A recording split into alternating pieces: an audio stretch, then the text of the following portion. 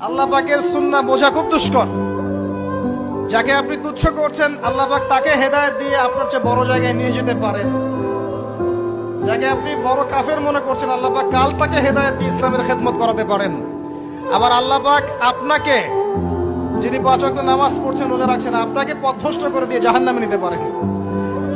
অতএব আত্ম অহংকারের কোনো সুযোগ নেই।